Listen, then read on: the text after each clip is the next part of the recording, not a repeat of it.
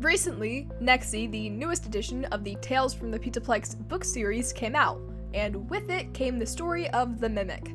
Stories of the Mimic started appearing in the epilogues of the Tales from the Pizzaplex books, each story telling us new info about the Mimic. The Mimic got its own full-length story in the newest book, Nexie. In this story, we learn of Edwin Murray and his son, David. Edwin had lots of experience creating robots and animatronics and was commissioned by Fazbear Entertainment to create animatronics. Fazbear Entertainment purchased Edwin a factory to work and live in with his wife. Edwin's wife ended up passing during childbirth when she had David. Edwin, needing to spend so much time on his work, creates the Mimic to be a friend for his son. The Mimic is described to have large pincers for hands, a full mouth of large white teeth, a sharp ribcage, and covered with a large processor and many wires, which, quite frankly, I think would be somewhat frightening for a child. Edwin codes the Mimic to follow or mimic human behavior. He calls this program Mimic 1. David became very close with the Mimic, and the Mimic copies even the smallest details of what David does. It got to where the Mimic would mimic the way David would always hold his white plush tiger. The Mimic had started to always have an arm curled towards it, mimicking the way David held his plush. One day, David was outside playing ball. The ball ends up going into the road, and David runs into the road to retrieve his ball, but gets run over by a car, which kills him. Edwin, for weeks, is grieving his son. He eventually tries to get back to his work, but the Mimic approaches him with David's white tiger, holding it the same way David always did. Stricken with grief and anger, Edwin attacks the Mimic. The Mimic, almost broken, is left to rot in the factory, absorbing the information from Edwin's attack into his code.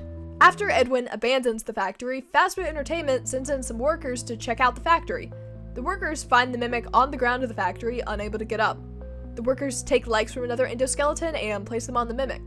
The Mimic, having learned violence from Edwin, attacks the workers. The Mimic now is able to wear any animatronic exoskeleton suit, allowing any of these seemingly normal animatronics to be a Mimic.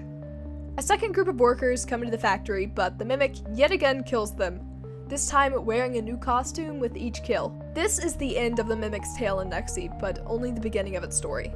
The Mimic eventually leaves the factory, ending up in the grimy hands of Fazbear Entertainment. Fazbear Entertainment mass produces the Mimic's endoskeleton. The original Mimic endoskeleton was planned by Fazbear Entertainment to be the lead guitarist of the animatronic band at the Mega Pizzaplex. Mid-construction, the original Mimic endo was shipped to the Mega Pizzaplex with the other Glamrock animatronics. Gil, a worker hired to clear out the other endoskeletons, steals the Mimic to help him. Gil tells the Mimic to break off limbs and heads, pick them up, easy peasy, got it. The Mimic does what Gil tells him to, but then he rips Gil apart. 10 other workers were killed by the Mimic in its murder spree. In The Storyteller, we learn that the head chairman of Fazbear Entertainment decided to introduce a new story-making computer program called the Storyteller. The computer program is put into a huge yellow baobab tree in the middle of the Pizzaplex. Edwin, who helped create the program, sneaks into the Pizzaplex at night and sees a large white tiger's head being carried into the tree and attached to the rest of the tiger's body. The Storyteller changes the Pizzaplex more and more as days pass. The Pizzaplex starts to glitch and malfunction, and the main animatronics adopt new negative personality traits. Freddy acts like a spoiled brat, Chica is desperate for attention, Roxanne becomes a bully, and Monty becomes extremely aggressive. Edwin, yet again, visits the Baobab tree, where he finds that the Storyteller is actually running a program called Mimic 1, the same program Edwin had created for the Mimic. So let's talk about what this means for Security Breach. First off, I believe that the Storyteller program alludes to AFTON, more specifically glitchtrap, and the actual Mimic either is actually AFTON or is a stand-in for AFTON.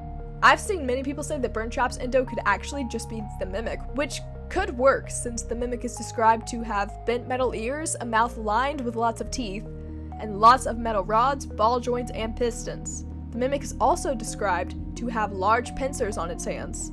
There's also an epilogue where a group of teenagers break into the Pizzaplex and the Mimic hunts them down. While the Mimic is hunting them down, its eyes turn completely black. When hunting down Gregory, Burntrap's eyes are also completely black. Next, we need to talk about Tiger Rock, the next book coming in the Tales from the Pizzaplex series. Obviously, it will have something to do with the Storyteller and the Mimic because the cover features a white tiger, but what I really want to focus on is the description of the story. The description for Tiger Rock reads, "Have you ever had something stuck in your head?